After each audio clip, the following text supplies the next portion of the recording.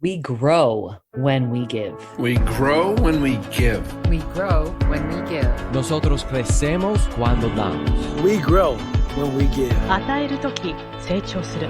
We grow when we give.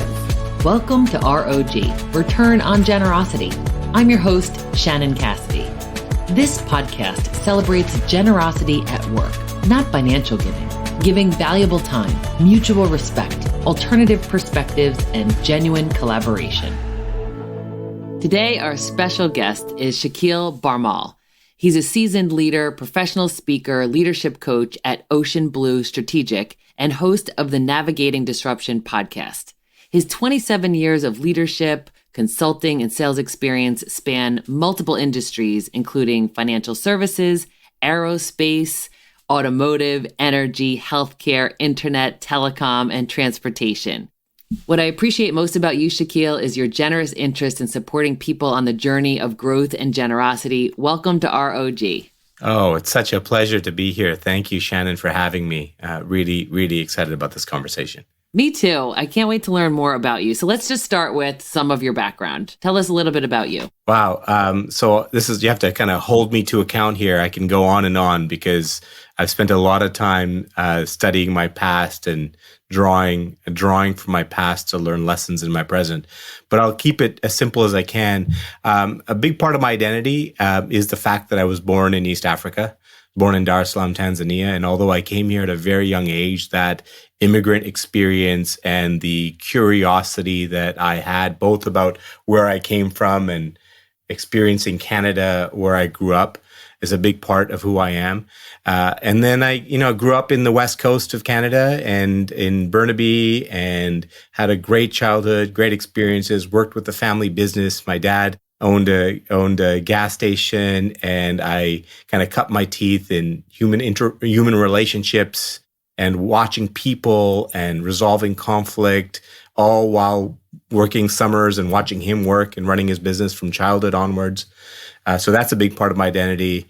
And then, I studied business, went to university, undergrad, graduate, business on both fronts. And then I had a good corporate career in management, in retail, in various industries. You've listed some of them.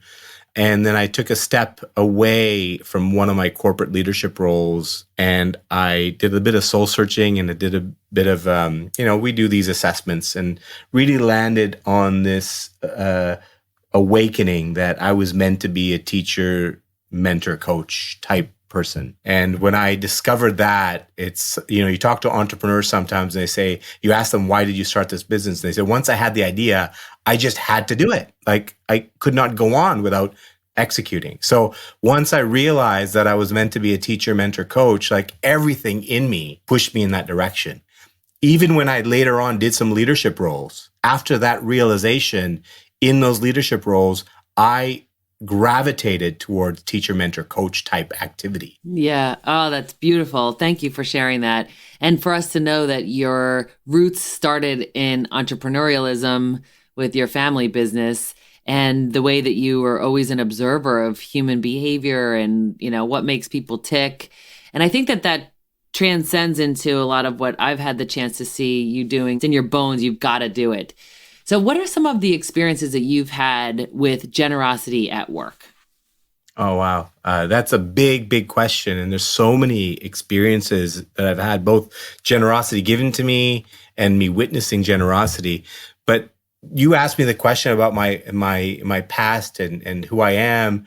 I didn't expect to talk about, the experience with my dad's gas station. But when I described that, it triggered for me that probably my first experience of professional generosity was probably in the days pumping gas at my dad's gas station. And I think that's the greatest gift. And that's my first recollection of generosity in the workplace is giving people that space. For sure. I think that's so important to go back to your roots and look for some patterns or ways of understanding yourself. And then, like you said, it wasn't as wonderful in the moment. It was something that you did because you probably had to.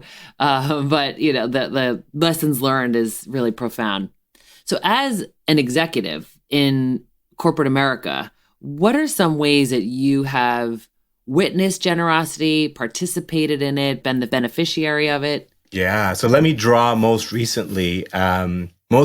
Before I became a full-time executive coach again, I was chief operating officer at a nonprofit organization. The way I landed in that role was as an executive in for-profit. I ended up developing capacity for Salesforce effectiveness, improving the effectiveness of sales forces. And that turned into a nice little consulting business. And so I volunteered to this nonprofit organization to help them strengthen their own volunteer capacity to do fundraising and recruitment using kind of my sales background. And when I was opened up to this world of these other executives, these other volunteers that were professional, and they were giving of their time to improve the success of this nonprofit that was focused on improving the quality of life of people in very difficult parts of the world. That was my first witness that, I could take my skill set, my professional corporate skill set, and bring it to this nonprofit and give to all these people that are so generously giving of their time. That was my first indication that actually, we have a responsibility when we're in business leadership to give back. And there's so many different ways to give back because there's lots of people giving. And if we join forces with other people that are giving, we can make a profound impact. So Shannon, when you talk about generosity, I worked in between like really talented professional volunteers in Canada that had a passion for international development and improving quality of life. They ran campaigns, they did events to raise money for programs that the organization was delivering in like rural Mozambique, in Afghanistan, in the mountainous regions of Pakistan, where people are struggling. So people that these Canadian professionals will never, ever meet in their entire life, they were putting in full-time hours running events and campaigns to help these people in these communities and villages. Now, I got a chance to go to some of these villages in my work. And there I saw people, like regular people, 20-year-old people that had no money, that were struggling, and they were so generous in giving their time to other people in their community to teach them this skill. So I saw this life chain of generosity from individuals in Canada raising money, working hard to run events and campaigns, all the way through to individuals in rural parts of Africa and Asia that were giving generously to their community. But these were all connected. And Shannon, I got to be in the middle of it. That is truly remarkable. And I'm curious, what do you think was the reason why? What do you think was the catalyst or the motivator for these people on all levels to be so engaged in this reciprocity ring? Yeah. Oh, that's a great question. There's different reasons for different people. Everybody's got a different motivation. And I'll give you a range of things that I witnessed. For some, I could see that it was a desire for human connection. It was they wanted to be able to work with other people like them that cared about similar things and be part of a community of people that was giving and caring. So that was what they wanted. Others wanted greater meaning from their life. So a bank manager that looked after loans wanted something bigger to contribute to. And so for them, that was the motivation to be involved with this, because somehow through a little bit of effort, they can go out and make an impact on some. For others, it was, I want to build a brand in my company as being a good human being, right? And so it starts off from perhaps a selfish, career-oriented place, but in the process, they get transformed. And they see the impact of what they're doing. And for some, I think of the parents whose children got involved. It was all about setting an example for their children about what it means to be a global citizen and caring more about the other than you care about yourself. And so different motivations for different people, but it all came from a really great human place. And I love the way that you describe it as a life chain of generosity, that ripple effect, that law of human nature to be compassionate and generous. So tell me more about that. What is your experience of it? That's a really important one because one of my jobs there when I was in that organization was to stimulate more corporate engagement. And so we used to do, we do these interviews and focus groups with young people saying, why is this important? Why is this valuable? We did this research that found that a huge percentage of employees are actually disengaged in their work. And when you pull underneath the surface of what that is, it's because they come out of university with this ambition to make a difference in the world. Then they get this job, and about 2 or 3 years in, they said, what happened to that person that wanted to change the world? Here I am now working in this company doing analytics or doing marketing or doing this thing. And so they lose that connection. And so we would come in as an organization and say, you can do that and still be that person you wanted to be. And so then what we would do is organize kind of workplace engagement, workplace teams. And we saw those individuals. I watched individuals over my 8 years there go from just being an entry employee in a marketing department to embracing this, becoming a team captain for this workplace team for the charity. And you would see them rise in the organization. They would grow in position. They would grow in networks. They would get more responsibility.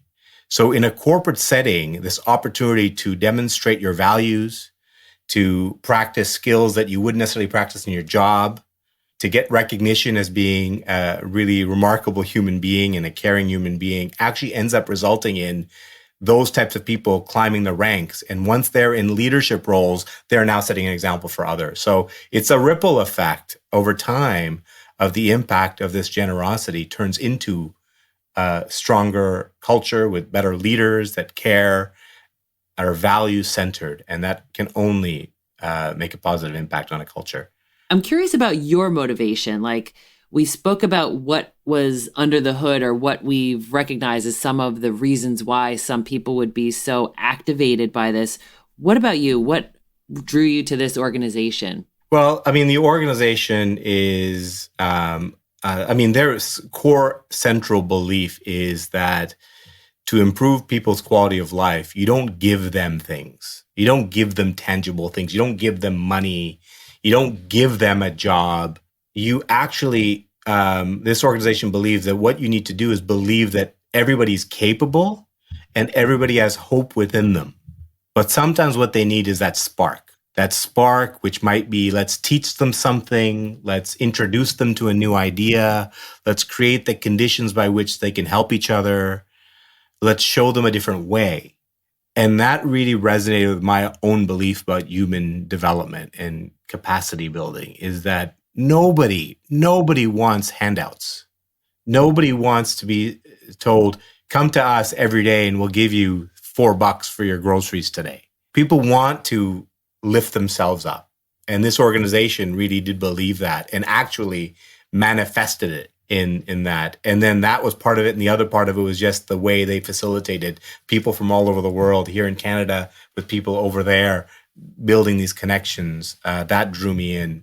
Ultimately, I think my reason to leave corporate to take that job came from this feeling of I didn't feel like I was doing enough for the world. While I enjoyed my work, and I really got a lot of satisfaction from the things I was learning in my work, there was part of me that felt like I wasn't doing enough. So that opened me up to volunteering.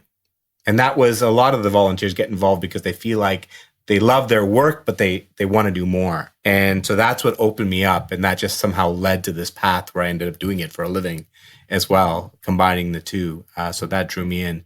But, you asked an important question. It's the why. That's a question that I really encourage more people to spend time thinking about. What is their why? And there's been lots of conversations about that. For me, the moment came as I was doing a bit of self-exploration in a coaching course, actually. And I won't go into the details of the process, but I landed on this question around what inspires me, what brings me energy.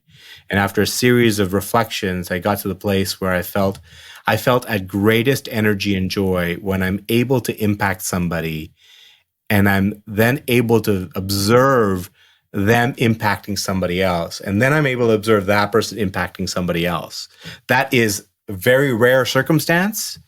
But when you are able to witness that, like there's no greater boost of energy and joy and feeling of I matter. And so then that became my mental construct of my purpose.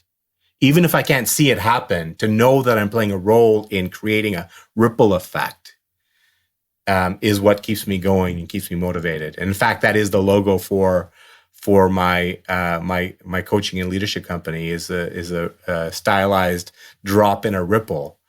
And the visualization that I have is that we all want to be drops and create ripples.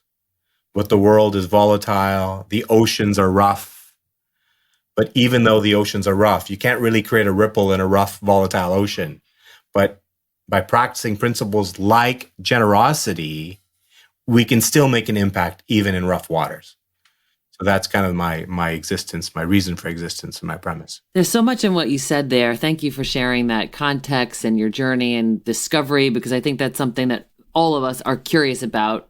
Few of us are clear about. So I think that's something also very generous, is that not just giving people the bottom line, like the answer to the question, but rather the space to explore their wonderings and their insights and try to help them to come up with the answer themselves so that they are equipped, right? Absolutely. I think that's it. I think giving them the space to do that, giving them the confidence to do that, I think is a tremendous gift to give somebody. I think the greatest gift you can give somebody that's trying to find their path is a really good, powerful question. I love collecting questions, developing questions, and it's actually not very easy to do it on a regular basis. But I do think that when you ask somebody a question that allows them to explore the corners of their mind, to draw out something that they already know deeply, but you bring it to the surface for them and you help them come up with their own answer, there's no greater gift, right? And you can draw on those questions to help people kind of come to terms with their own capability and their own potential. That's a really powerful gift.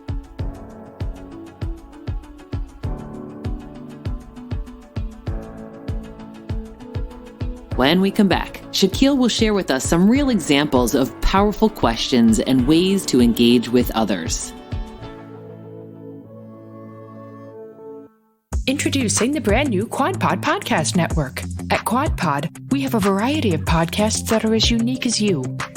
Visit QODPOD.com, the QuadPod Podcast Network. That's QODPOD.com.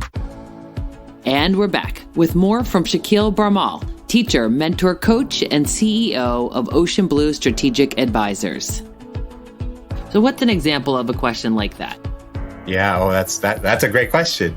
So, and again, depends on the context. But let's say, for example, you've got you're dealing with an employee that is struggling with some task or challenge in front of them. You might ask a question like, has there been an experience in the past where you've been challenged with something? Tell me more about that experience. And, we've all had experiences where we face challenges, but we've overcome them. So asking somebody to imagine a situation in the past where they overcame a challenge is a gift of helping them realize, you know what, you're right. I can do this. A follow-up question might be, so let's say you are successful at overcoming this challenge. What would that look like? Having them visualize and talk about what overcoming the challenge would feel like, starts building their confidence that they can do it, that they have a picture in their mind of what it looks like. Those are a couple of examples of questions. Excellent questions. You're giving them the opportunity to think about something that they may not have thought about. They were thinking about the moment that they're in, and you're helping them to expand their perspective. So you've made it clear that you don't give to get. Your intent is not for your own gain, and that you're very wholehearted in your interest in being a generous leader. But the fact is, as you've described with this reciprocity, that we do get. So what are some of the returns on generosity in your experience? Yeah, no, it's really great that you mentioned that. It's something that I've actually come to terms with, right? I've always liked to see myself as the person who doesn't give to get. But you've had a couple of great conversations on my own podcast where I've kind of come to this realization that actually that is not true. It's not true that I don't give to get, because ultimately the giving is the get. The feeling, the growth, the impact that you experience when you give is actually the thing that you get back. It's the validation that you matter. It's the validation that you can contribute something to somebody else's life, that in itself is the get. So that for me is the return on it. Another way of looking at it is, and I can't remember where I heard this phrase, but the idea is that when you are that drop and that ripple, and you are actually contributing your time and energy to help somebody else, actually what happens is the change in you is much greater than the change in the other person, right? So you take this to a corporate perspective, right? Corporations are focused on, trying to be more sustainable, impacting people's lives, addressing climate change, LGBTQ issues, things that contribute to the society. But when they put those initiatives in place, maybe they're doing it to check boxes, maybe. But in the process of mobilizing their organization and people to make that change in society, what's happening is they're actually changing their own culture. They're changing their own culture because they're building new practices, processes, they're describing themselves differently, they're attracting different kinds of employees that are attracted to those things they're doing, and that's all culture changing. Back to that simple fundamental. When we try to help and impact others, it's ourselves that we're actually changing. So I think that to me is the idea. Another concept around that is you don't give from a place of charity or a place of philanthropy. Actually, you give from a place of self-fulfillment. I give to become who I am supposed to be, not because this person needs something from me. Right? When you look at things that way, it changes. Yes. It changes the game. Oh my gosh, that is so profound. That it's who we're meant to be. It's the role we are assigned to play, right? That we are playing a part that's essential, and that, we have to get in the game to make that ripple. And I also love how you said it like boomerangs back to us, because then we are reminded it's not about us. That's so important. So one of your favorite quotes is, "When you change the way you look at things, the things you look at change," by Wayne Dyer. Tell me more about that. Oh, I love that one because it is the simplest form of our ability to make an impact in the world, right? You don't have to get up in the morning and start a movement or raise $1 million or, invent a new technology.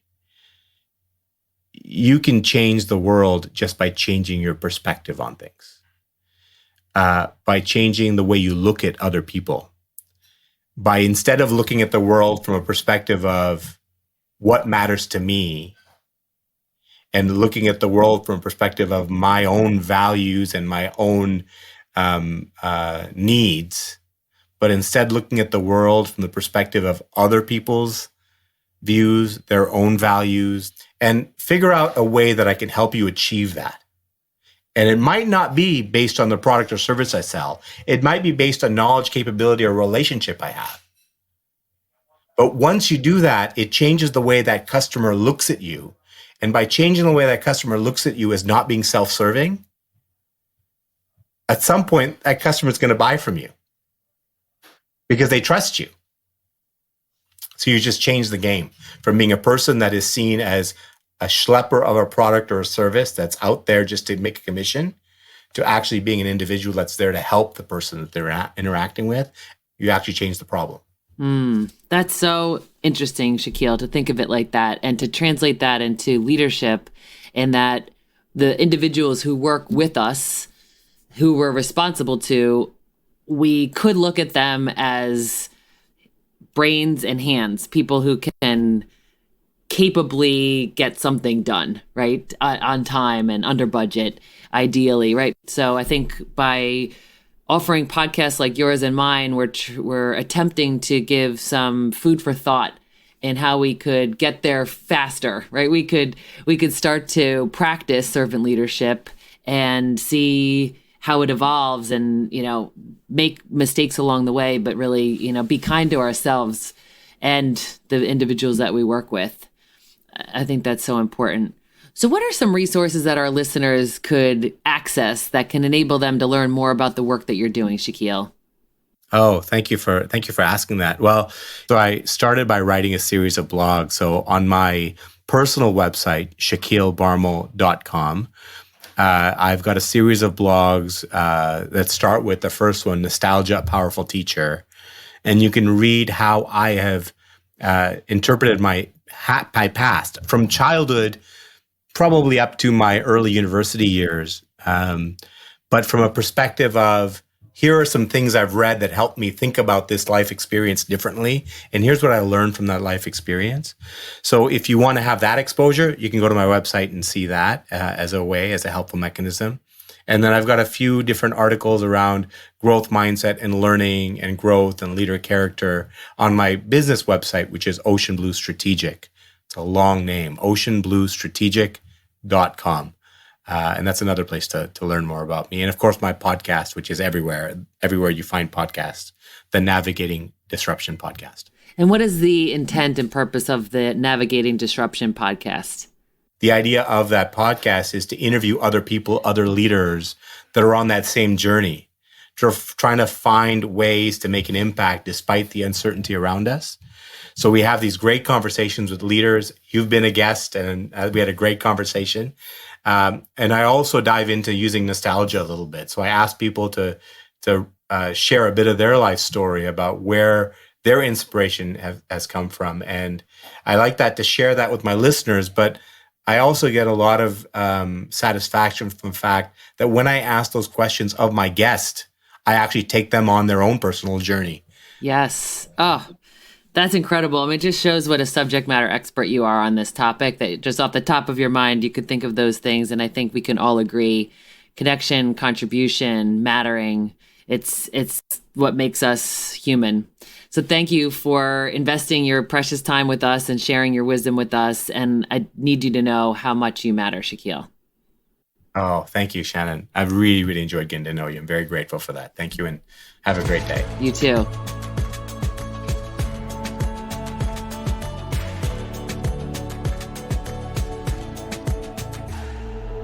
ROG takeaway tip: how to apply what we've learned to our own work and lives. Shakeel reminds us of the importance of asking high-quality questions. How aware are you of the quality of the questions that you ask? Think about it for a second. If you were to audit the quality of the questions that you asked yesterday, how would you rate yourself?